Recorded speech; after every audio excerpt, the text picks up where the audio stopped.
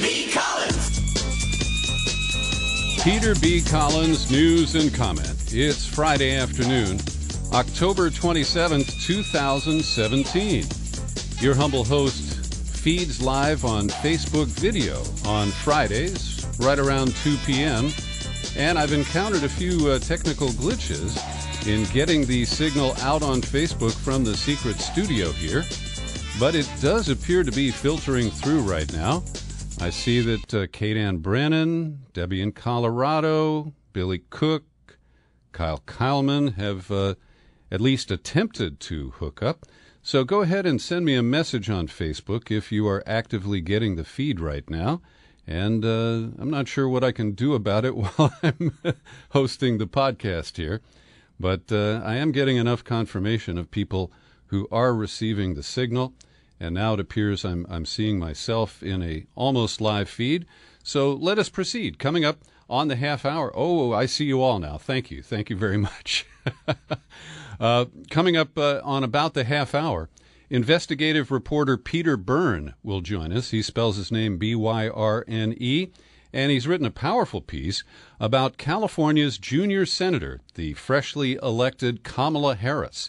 And I think you'll find it interesting to hear about some of her achievements before she got to the Senate and explorations of just how progressive Kamala Harris is. That's coming up in about half an hour.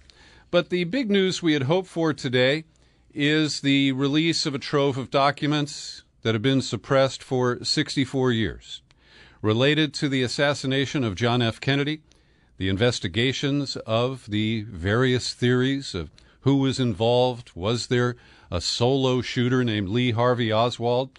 And let me concede that I have been covering this since I started working in radio in the early 1970s.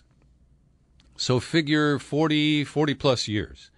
I have been exploring the various theories of the Kennedy assassination. Hey, we've got a viewer in Ireland. Hello, Aidan. Good to hear from you. Arkansas, too. That's an exotic location. Okay. So let me tell you that at this point, I regard the Kennedy assassination cover-up as the most effective covert operation in American history.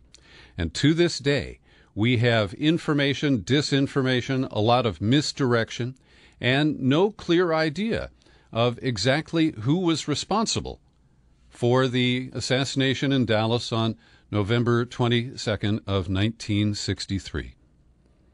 And so I watched with interest as Trump said that unless something happened, he tweeted it out last Saturday, that these documents were going to be released by the directive of a law that was passed 25 years ago. But Trump, at the last minute, was somehow derailed by elements of the deep state. And he issued a statement. I am ordering today that the veil finally be lifted. At the same time, executive departments and agencies have proposed to me that certain information should continue to be redacted because of national security, law enforcement, and foreign affairs concerns. I have no choice today. That's what he said. I have no choice today but to accept these redactions rather than allow potentially irreversible harm to our nation's security. Now, what harm could occur from exposing who the conspirators were leading up to the assassination of JFK, the ascension of LBJ as the president? There are many angles and many theories, but it will remain a secret. Now, Trump claims that in 6 months the final documents will be released. We're told it's hundreds of documents into the thousands of pages. But we have no confidence in that. And big questions arise, like, what did they say to Trump to get him to change his mind? What could possibly compromise current national security? Would it have to do with an angle related to Russia or Cuba? Well, as I'm saying, this is a riddle that we're not able to solve with the information that we have available today. And Trump, who, of course, has been tangling with the so-called deep state He believes that the CIA and the intelligence community have tried to set him up for impeachment or at least rein him in from trying to modify our crusty relationships with Russia. And so it is bizarre to see that he has had to acquiesce. And he's not the first president who took on the intelligence community only to backtrack. All you have to do is look at Guantanamo Bay, Cuba, and see what happened to Barack Obama. Much of that was done out in the open. But both presidents said that, they had great reservations about our commitment of troops to Afghanistan. Obama surged troops into Afghanistan twice, and Trump has once again acquiesced to the military on the U.S. occupation, such as it is, of Afghanistan. And this, of course, will only fuel the so-called conspiracy theorists. And if you pick up the New York Times or the Washington Post, they work through all of the alternate theories that have been proposed, and then they hunker down around the Warren Commission report and the unbelievable claim that Lee Harvey Oswald was the sole actor in the dispatch, if you will, the assassination of JFK. 61% of Americans polled last week said they believe that others were involved in a conspiracy. And so, while the term conspiracy theory is loaded, and I'm going to get to that in a moment, there was a conspiracy. We're just trying to find out who the actual participants were. Now, one angle, of course, is that we had been trying for several years to sneakily kill Fidel Castro. And we worked with mobsters like Sam Giancana. We worked with all kinds of secret plans to poison his cigars. There was one plan for Wild Bill Donovan, the former head of the OSS, to take a gift to Fidel Castro in the form of a wetsuit, a scuba diving suit, and they were going to put poison in there so that when Castro went diving, that he would swim with the fishes forever. And so many of these theories remain out there in circulation, not proven, not disproven, and it leads to a great undermining of any trust that we might have in our government, in our intelligence communities in particular. We read about, in some of these documents, Kremlin suspicions that Lyndon Johnson was behind the killing, fear among the authorities that the public would not accept the official version of events. Well, we know bullshit when we smell it. And Trump, of course, famously has been a skeptic. He embraced the National Enquirer story during the 2016 election that Ted Cruz's dad had something to do with it. I always found that pretty far-fetched. But the CIA issued a statement saying that the vast majority of assassination-related records have been released and that the remaining redactions are intended to protect information in the collection whose disclosure would harm national security, including the names of CIA assets and current and former CIA officers, as well as specific intelligence methods and partnerships that remain viable to protecting the nation today. So they're telling us that the dirty channels that were involved in some way in the events related to the JFK assassination are still active today? You really believe that? I think they're protecting the guilty. I think they fear the fallout in the current Trump-Russia narrative if too much is known about what happened in 1963 and the year or so preceding. So the document count of the 2,891 documents that were released late yesterday, only 53 of them had never been disclosed. Now, many of them are either unredacted now or less redacted than they once were. But it leaves many holes. And as soon as 2 days after the assassination, the infamous FBI director, the corrupt J. Edgar Hoover, wrote a memo saying, "The thing I'm concerned about is having something issued so that we can convince the public that Oswald is the real assassin." And there are many ways to inflect that memo and to read it as a desire to launch a cover-up that would hold, to make sure that it was well glued together. Then it was handed off to the Warren Commission, where Gerald Ford was a major player. He later was named president by Richard Nixon. And the cover-up ensued. Now, I'm going to hold this up to the video. I've also linked to it in the show file for today's podcast. But I want to credit a great investigator, Larissa Alexandrovna Horton. And when she was just Larissa Alexandrovna, she worked for Raw Story, and she dug up a lot of stuff during the Bush administration. And in her online search, she came across this document, which is an FBI report on a dinner that was held in Florida in January of 1964. So this is just 2.5 months after the JFK assassination in Dallas. And the person that they are writing about in this report is one Orrin Fenton Potito. He is represented as a member of the National States Rights Party and an associate of Jack Ruby. Jack Ruby is the strip club owner who improbably assassinated the alleged assassin. And as I was a 10-year-old, I watched on live national black and white television. I know I was watching CBS network coverage at the time, as they did the perp walk. And they brought Lee Harvey Oswald through the police facility there in Dallas. And Jack Ruby, who was friends with many of the cops, was able to get in there with a pistol, and he put it right up to Oswald's body and pulled the trigger. Well, Potito, again, an associate of Jack Ruby, both Communist Party members, according to the FBI.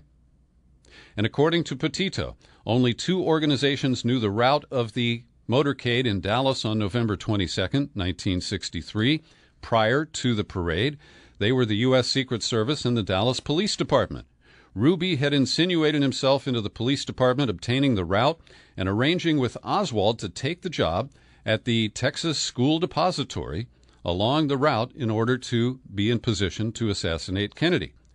Potito said the Surgeon General's report on the assassination stated the first bullet entered the president's throat below the Adam's apple, clearly showing that 2 persons were involved, with the first shot being fired from the bridge across the parkway in front of the car.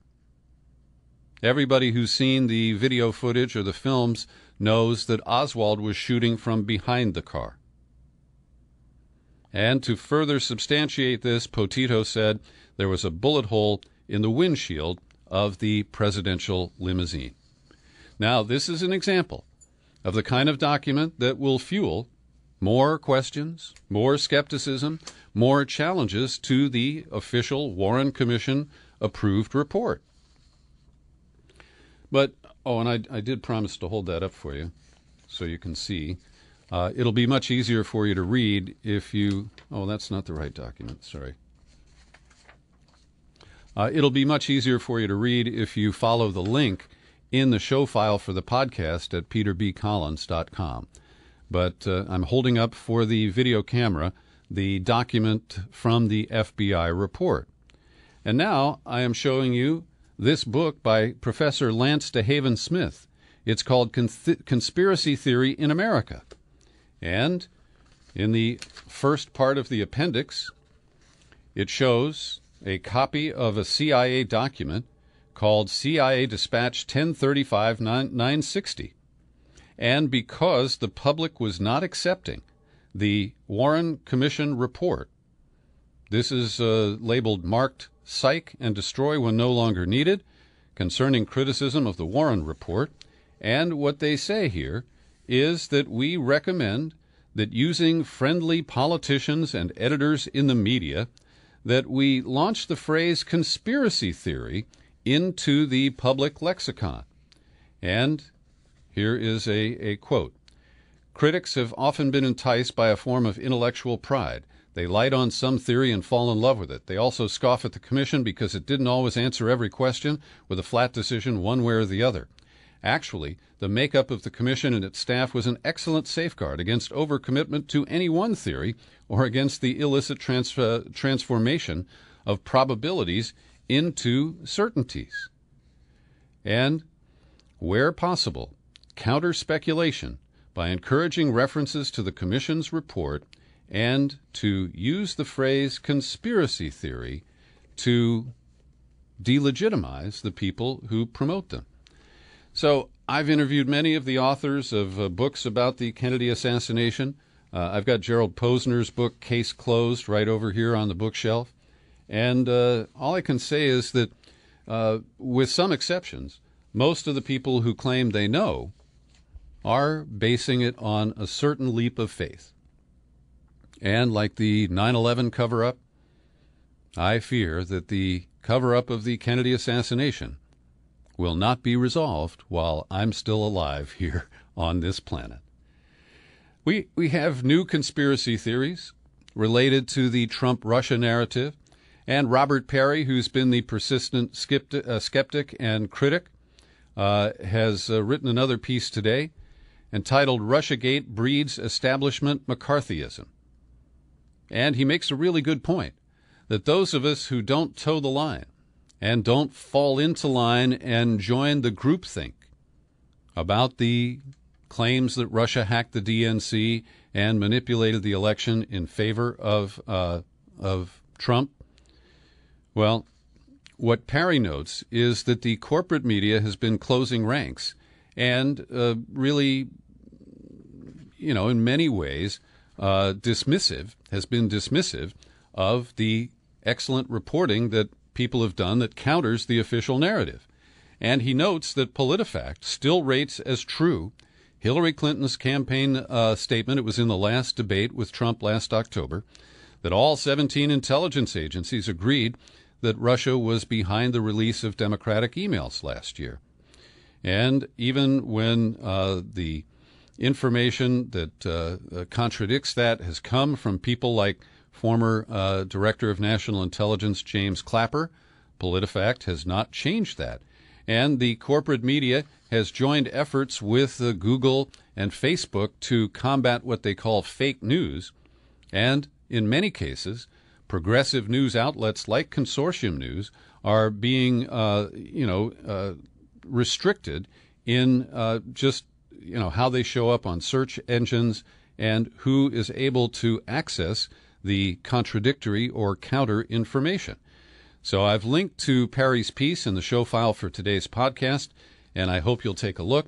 He notes that the ACLU has declined to get involved in defending the RT network, the Russia Today network, that has been heavily demonized by the corporate media and those who are promoting the Trump-Russia narrative. Also, over at Vice News, they have once again claimed to publish a piece that tells you everything you need to know about a topic. And this time it's about the Christopher Steele dossier. We now know that Fusion GPS was paid by a lawyer representing the Clinton campaign and the DNC, Mark Elias, after 15 months of evading and falsely responding to queries about whether the DNC was responsible for the Christopher Steele dossier. Well, it came out this week that Mark Elias was the go-between who paid their fees. And then they hired Christopher Steele. So Steele's work cannot be attributed to the unnamed donor who hired Fusion GPS, during the Republican primary. And that aces out another one of the claims that was used to obfuscate the origins of this opposition research. And in this Everything You Need to Know piece, Advice, they basically sanitize the role of the Clinton campaign and say, gosh, everybody does opposition research. But people don't lie about opposition research in general, at least not that they have done it.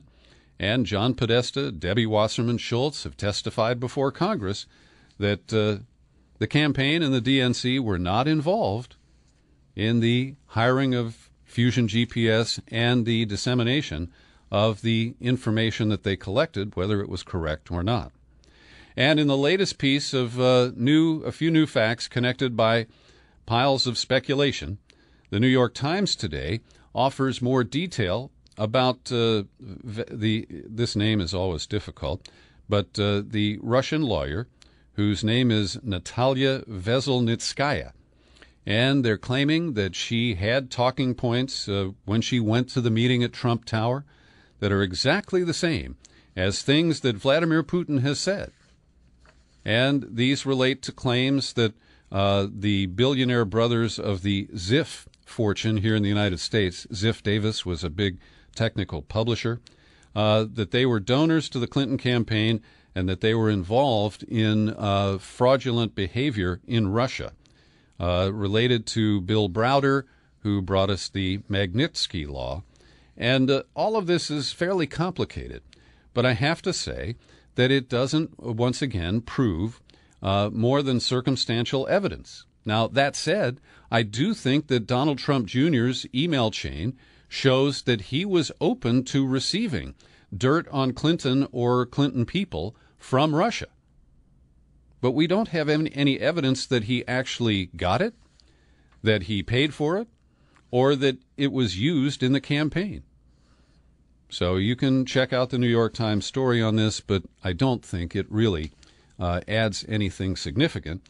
And I do believe that the Trump-Russia narrative is the control of it is being lost by the Democrats and the media outlets that have supported it. And I do think it's likely to unravel and give a huge advantage to Trump and his allies, such as they are. Today, the Catalonian Assembly, the parliament, the regional parliament in Barcelona, took a fateful step, and they voted for independence from Spain.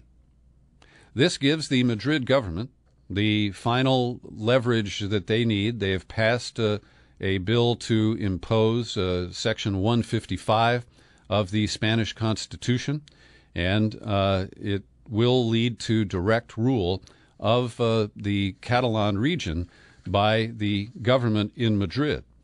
I also think that this is a real courageous move because all of the members of parliament and their leader, Carles Puigdemont, they now are on record of supporting the independence move and of actually going forward with it.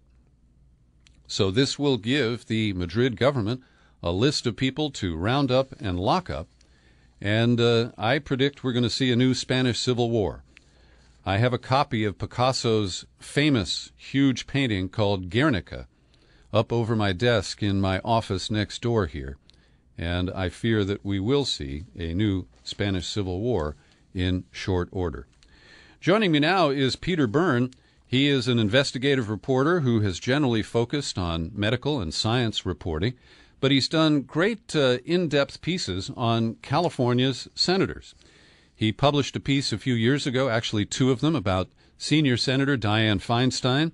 Some of that is referenced in his latest article, which is about the newly elected, she was elected last November, junior senator from California, Kamala Harris. Peter, thanks for being with me today. Hi, Peter. Thanks for having me. Yeah, you bet. It's good to talk to you again, and I appreciate the work that you've been doing.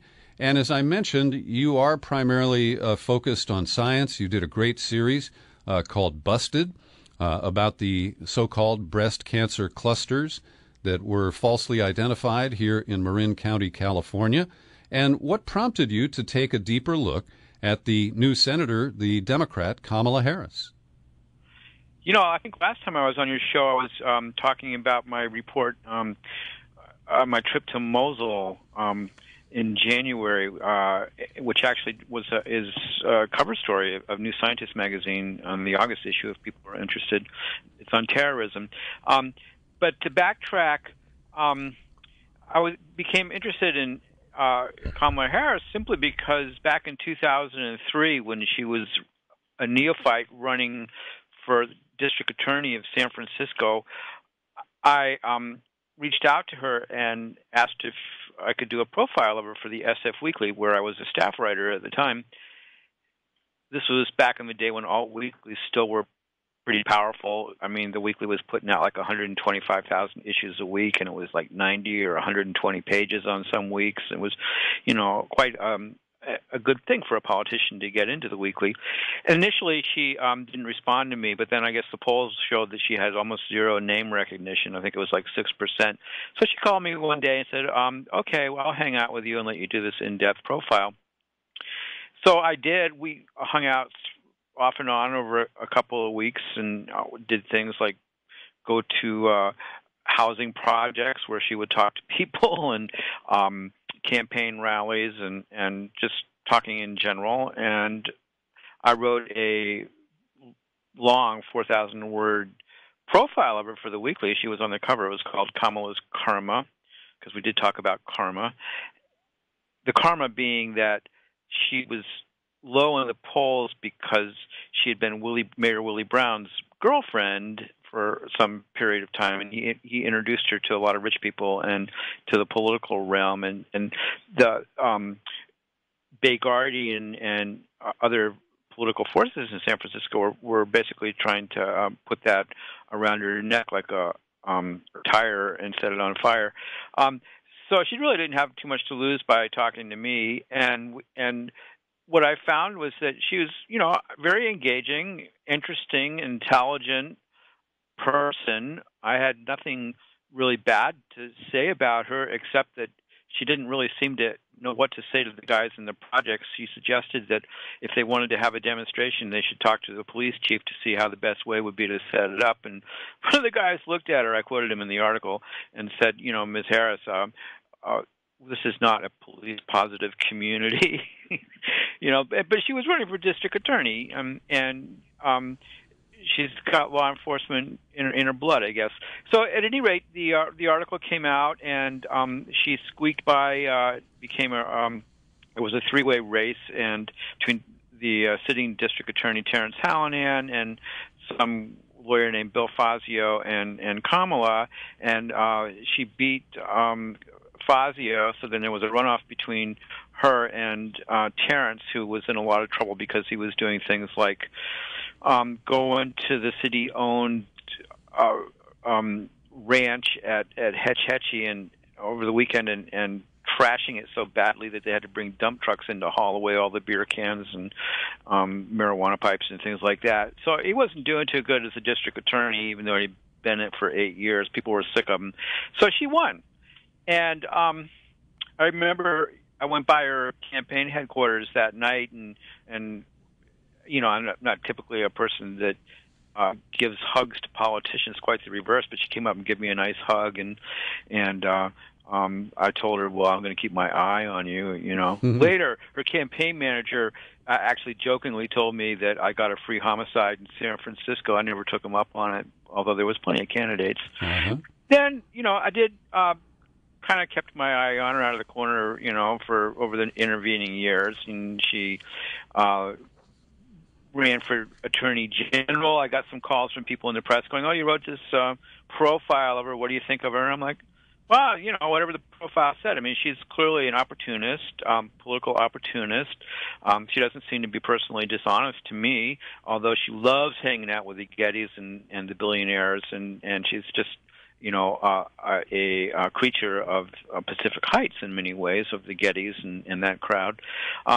With Gavin Newsom, comes from that same swamp, But, all things considered, she's not like some kind of fascist, and she's just kind of your typical clueless liberal. So, whatever. Anyway, she won. And she certainly seems much more progressive when you compare her with our aging senior senator, Dianne Feinstein. And so she does take advantage of that, and in some ways is the heir to the Barbara Boxer more liberal image. Now, Boxer was more liberal when she first went to the Senate. By the time Obama became president, I felt that she was completely defanged. But she still had a reputation as a very liberal California senator. And I think Harris benefits by not being closely examined, but by being labeled in a similar manner as Boxer. I always thought of boxers like Dianne Feinstein's poodle. I mean, she hardly ever did anything without Feinstein's approval. I mean, Dianne Feinstein was running California, still runs California politics. People were scared, of her and her husband's purse because I mean they can command huge campaign contributions for people and they command like the San Francisco Chronicle. I mean those reporters over there are just toadies to Richard Blum and Dianne Feinstein. So at any rate, she runs for attorney general. She wins and she takes a stand early on as a district attorney and then as attorney general that she won't ask for the death penalty in capital cases, which is a discretion that a prosecutor has. Mm-hmm. And I personally think that's great. And it was probably one of the only principled stands that she's ever taken as a politician. She pretty much waffled on everything else, which we can talk about in a minute. But what I found interesting was that when she started running for Senate, I thought, well, maybe somebody will call me up and offer to pay me to do another profile. And actually, the first call was from this new magazine called American Consequences, which is based in Maryland and is published by reporter Stansberry, who's kind of he's an investment counselor. Their basic business plan is that they want you to read their magazine, and which has stories that are fine in it, mm-hmm. And then get in touch with them and let them manage your portfolios. And there's a lot of magazines around like that. This one happens to be edited by P.J. O'Rourke, who used to be a writer for Rolling Stone back mm-hmm. in the day, and then he became kind of conservative or right wing, and it took on a political trajectory that was the opposite of what he had before. He was like an anti-war protester and stuff like that. I used to read his stuff in Rolling Stone. Yeah, me too. But he's got some editorial chops, so I thought, okay, especially because they paid me a really good wage to do it. Good. And that was what made it happen. Mm-hmm. So I thought, well, I'll look into it, and the press had been looking at her a bit, the national press, because she was being touted as the next Obama, the presidential campaign. So desperate are these people for the antidote to Donald Trump that they were fastened on anybody that can actually talk and doesn't look like some kind of robotic Hillary Clinton retread, Yeah. And they like the Obama model because Obama, people look at him and they put their hopes and aspirations for change on him, even though he consistently betrayed them time after time after time, and basically was just a continuation of the previous Bush administration, and segued very nicely into the Trump neo-fascist line that emerged out of the failure of the Democrats to do anything. But certainly Obama produced a lot more continuity than change. Well, yeah, while he was murdering children in Iraq and Afghanistan and deporting people right and left, I frankly don't see that much difference between the Obama administration and Trump. Trump is just Obama on right-wing steroids. I mean, obviously Obama wasn't an outright white supremacist, which Trump is, but he wasn't enamored by black people at all. I mean, a lot of black people that I've talked to in the journalism profession and elsewhere were just sickened by Obama's policies over the years because there was such hope that he was going to do things like meaningfully look at the police murders of black men on the street, which he obviously didn't. And it goes on and on and on.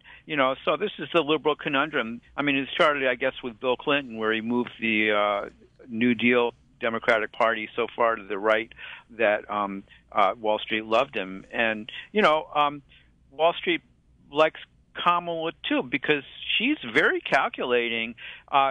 She is basically riding this wave of horror against Trump, which is certainly understandable because it's kind of like having some kind of desiccated corpse tweeting at you every day while he's got his finger on the nuclear codes, which is right. Terrifying. It is. I can't say enough bad things about Trump. But, the solution isn't Hillary Clinton or Kamala Harris. Actually, Bernie Sanders had a lot of interesting things to say, although I think that, ultimately he's kind of a creature of the Democratic Party too, which means he's in the bag with Wall Street and the defense contractors and the whole military-industrial complex. But Kamala brings a breath of fresh air in because she's young, she's engaging, she's intelligent, and she appears to actually really care about a progressive agenda. But my article shows, I think, rather amply that she's got a few issues in that when push comes to shove, she will throw over her progressive agenda in return for campaign contributions. And let me quote a couple of lines from your piece here, Peter. Change a la Harris means defanging immigration laws, protecting transgender soldiers and marriage equality, terminating the failed war on drugs, creating tuition-free college programs, plugging oil company tax loopholes, and chastising polluters. She talks about reforming the cash bail system in tandem with Senator Rand Paul. She breaks with Dianne Feinstein by embracing Bernie Sanders' Medicare for All proposals. And so she is leftier than Feinstein, to be sure.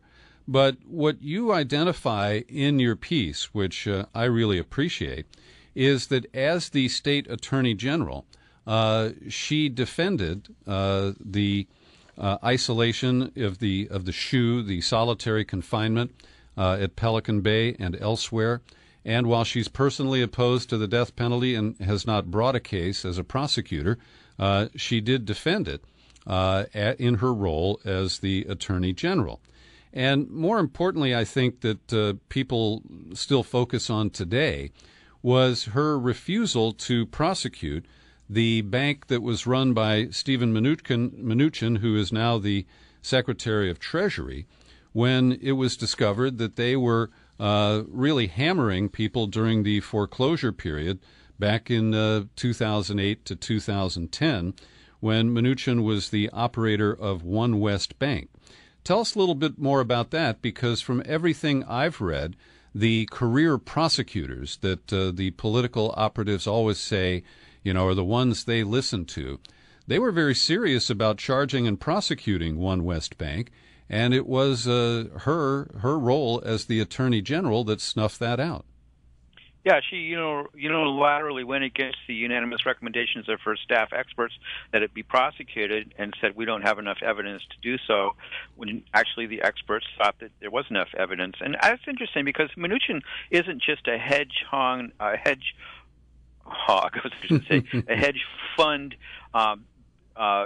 banker that feasts on the pain of homeowners that were screwed by the mortgage system. He's also a major Hollywood film producer. Major. I mean, he's done all sorts of films, big ones. And Kamala is not only a creature of Pacific Heights, she's a creature of Hollywood. She loves the Hollywood people, and they love her, and they throw tons and tons of money into her campaign, from Sean Penn to Steven Spielberg. And the other sector that loves Kamala is Silicon Valley, which is the largest industry basically outside of the weapons industry in California. So it's no surprise to me that she declined to prosecute any bankers, including Mnuchin, who had tremendous influence in Hollywood, which is her political base, and in the banking industry as well, which no politician in their right mind is going to really cross. I mean, Kamala makes a big deal out of getting this $20 billion settlement from the subprime banks that screwed everybody over in 2008. But actually, it was peanuts. I mean, she could have gotten a lot more, should have gotten a lot more. And a lot of that settlement, something like half of that settlement, was just in reductions taken on their ledger sheets by the banks to reduce the cost of houses that were underwater. So it wasn't even really cash. Well, and a lot of Peter, homeowners that lost everything, they just got a few $1,000s. Peter, let me just say, I agree with your assessment there. But I do give her credit because she was under a lot of pressure to accept a much smaller settlement, I think 12 to 15 billion. And she did piss off Obama and a few other leaders in Washington by persisting. And right. she did, I think, a fairly good job of getting the best extraction out of these vultures that she could, and so I honestly think that's one of her one of the things that's in the plus column for her. Yeah, I'll go along with you for that, and that just highlights the real problem underlying all of this is that the political state of America is such that we're always looking for the lesser evil, and Kamala's the lesser evil compared to he who's cannot be named in the White House, right? And so we're willing to accept people that aren't as quite as bad as they could be. So great, she fought the powers that be to get a little bit of a better settlement. Good, that's fine. She's probably done that against polluters and other people as well. But what kind of system do we have where we're willing to settle for droppings from the table? I mean, this is ridiculous. I mean, those banks should have been nationalized, in my opinion, the boards of directors should have been prosecuted for fraud because that's exactly what they committed. But that's not the system we live in. We live in a system where we're constantly looking for the lesser evil, and it keeps leading us further and further into the jungle of evil. And that's exactly where Kamala is taking us, is further and further into it, wearing this great Obama smile and with promises of progressive change that are not likely to happen given her track record, and especially with the item that I exposed in my story, which we can talk about if you're ready to. Mm-hmm. Go right ahead.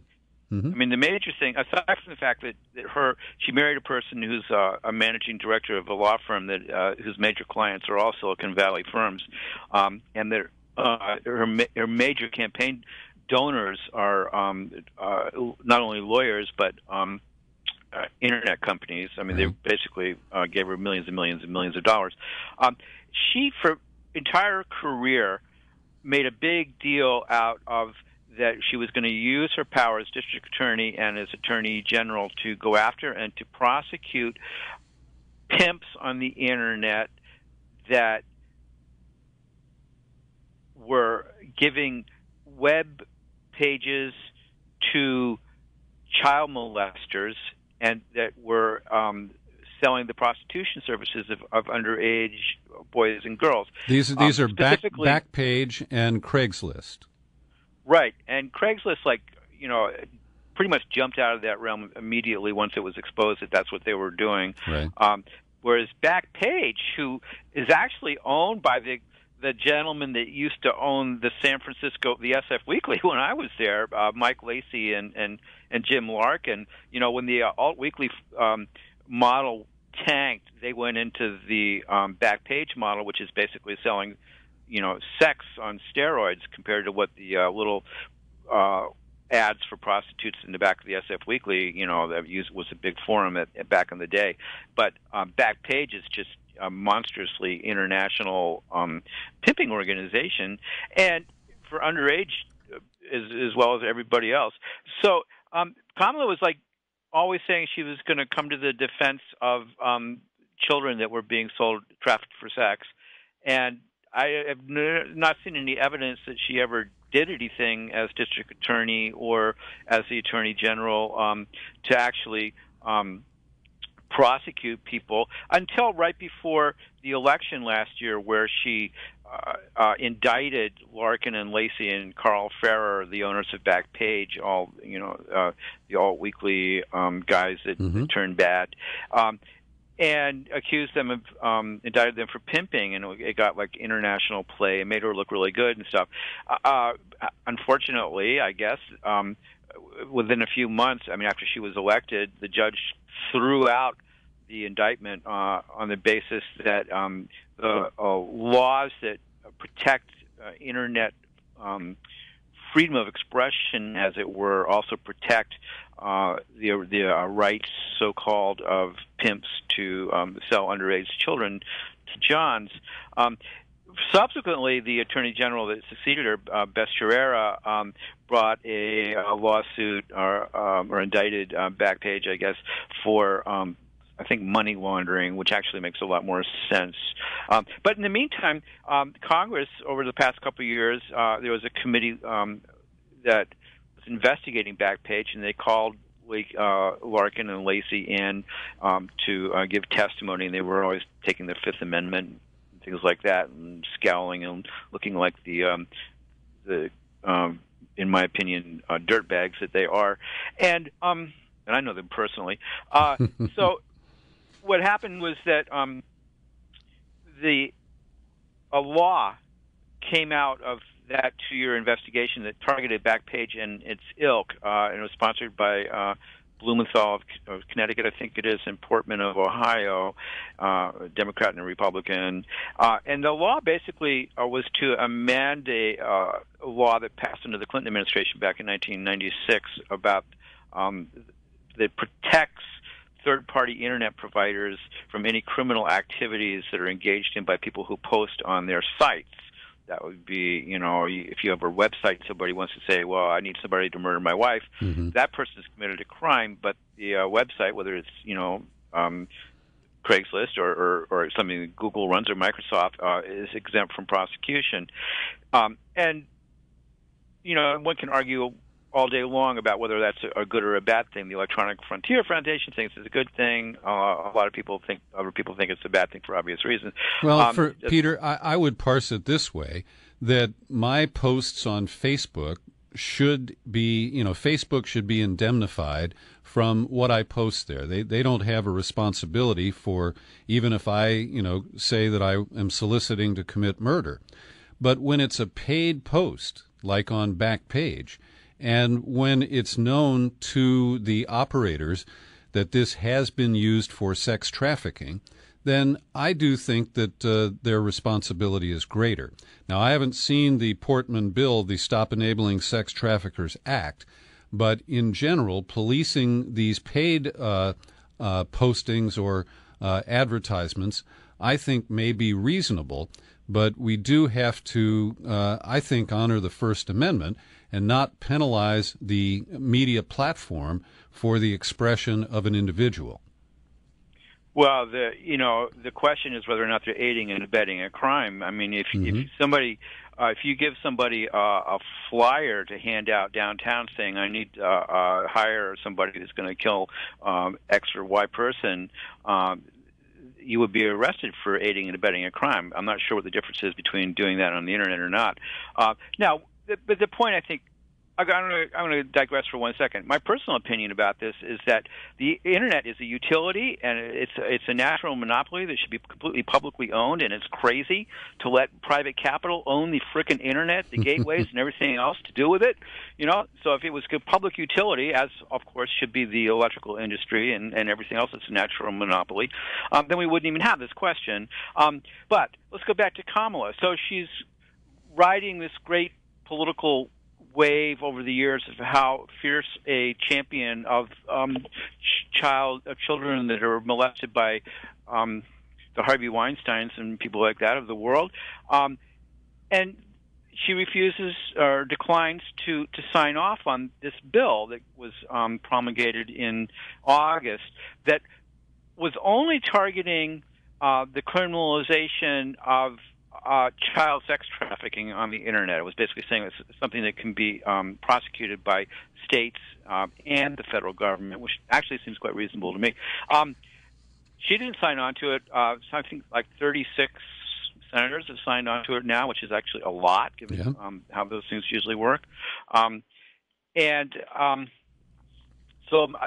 I wrote the article, I was asking the question, why hasn't she signed on to it? And then I couldn't help but notice that her largest campaign donors are Google and Eric Schmidt and people from Silicon Valley, and that her husband, who she's been married to for about a year, she married him not too long before she declared her candidacy for Senate, is one of the major lobbying forces for the Internet. All these companies that want this bill that Portman has proposed to go down in flames are giving millions of dollars to Kamala Harris's campaigns.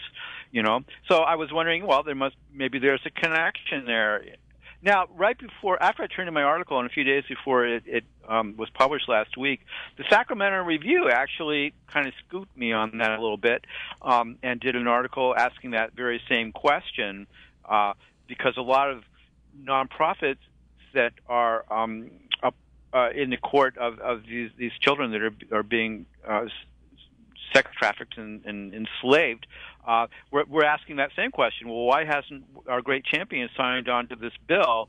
And what Kamala wouldn't talk to me. None of her people would talk to me. I don't know why. I guess they're just rude. But they did talk a little bit to the Sacramento Bee reporter, although it was like not for attribution type of stuff, you know. Senate aide says, and what all the Senate aides were saying was that Kamala is working behind the scenes to make sure that it's a good bill. Well, you know, maybe that's true. Maybe it's not. Time will tell. Yeah. And Peter, let me quote from your article some of her key contributors. Old Money, San Francisco, the Swigs, the Shorensteins, and the Schwabs each kicked in. Collectively, they put in $100,000. Sean Parker from Facebook, and wasn't he from that file-sharing company? Yeah, Napster. Napster, he kicked in $40,000. Mark Benioff of Salesforce, Sean Penn, you mentioned Eric Schmidt already. And then the bundled money that came in large amounts, Lawyers for Harris, $2.2 million. Time Warner, a client of her husband's former PR firm, kicked in $128,000. And the PR firm itself, $105,000. And also a big donation from Rupert Murdoch's 21st Century Fox. Now, this does, I think, help define her. And when she ran for the Senate last year under our top two primary system, she was barely challenged by Sanchez, Linda Sanchez. Oh, no, it's the other Sanchez, Loretta Sanchez, right, whose most infamous move was that she did some kind of a dub dance at the end of a debate, hoping to lock up the dub part of the electorate. At any rate, the media didn't ask her any tough questions. She never defined herself on foreign policy, on regime change wars, on domestic surveillance, on Israel-Palestine. And to this date, I regard her as largely undefined. Now, she's done some great prosecutorial questioning of Trump appointees at confirmation hearings, and I love that theater. But it's no substitute for really clear policy positions on the most important issues that face a member of the United States Senate. Yeah, she's great theater, just like Obama was great theater. But what did he actually accomplish? You know, not too much in my book. And with Kamala, I mean, clearly she's very calculating. You know, behind that smiling personality, the charming personality, who you can't really help but like when you meet her personally, there's an extremely calculating lawyer. And I keep sensing Willie Brown. I mean, Willie's been pumping as much money as he can into the campaign as well, given full amounts and probably bundling stuff. I mean, he was their mentor from the beginning, and Willie's, brilliant, and he's played the game for a long time, so I wouldn't be surprised if he's giving her some pretty good political advice. Not to mention, this Ace Smith's and campaign manager, packaged her as a great defender of civil rights, which is certainly debatable, and a friend of the black community, which I interviewed some people in my article from the African American community, and they weren't thinking she was much of a friend. So the article can be read at American Consequences if people go just put that in your little I hate to say Google search engine and use something else. Go to Tor. I don't know whatever. Well, and I will include a link to your article in the show file for this podcast at peterbcollins.com. Oh, thanks. That'll be great. And the next issue of American Consequences, I'm going to follow up on this. I've got a really hot discovery that I can't tell you what it is right now, but it's something that is pretty shocking. Okay. Well, I'll be looking for that, and perhaps we'll follow up with another interview right here on the podcast. Anytime. Thanks a lot, Peter. All right, Peter Byrne joining me today, and thanks for listening. Thanks for viewing. We did have some technical issues with Facebook today. The signal's been wobbly, and the feed's been fading in and out. So if you're still connected on Facebook, in 20 minutes, the entire podcast without all those technical glitches will be up and available at peterbcollins.com. and on YouTube, too, if I remember to click those 3 things, okay? Thanks for joining me today. I remain your humble host, Peter B. Happy trails to you until we meet again. Happy trails to you. Keep smiling until then. Who cares about the clouds if we're together?